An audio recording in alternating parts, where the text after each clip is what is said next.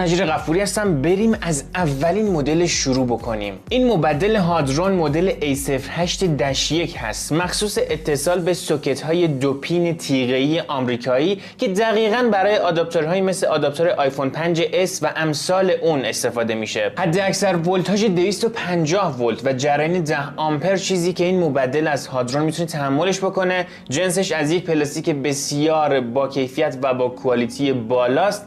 قیمتش هم در مرداد 1402 فقط 60,000 تومنه.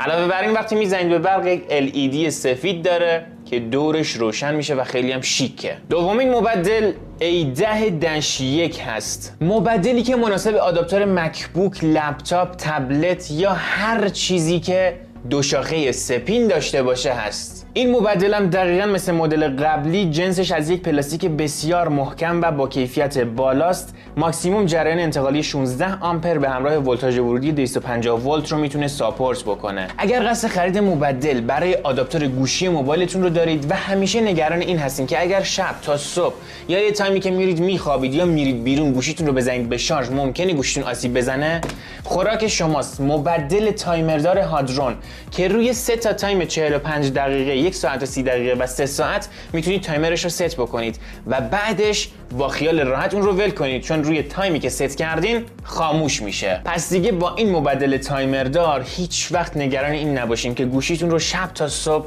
به شارژ بزنید. نظر شما چیه؟ در کل این پک مبدل در کانفیگ‌های متنوعی توی دیجیکالا موجود هست. در زیر ویدیو براتون گذاشتم، برید هر پکی که دوست داشتین رو تهیه بکنید و نظرتون رو هم برام کامنت کنید که واقعا کالای با کیفیت و پرفروشیه. دمتون گرم و بدرود.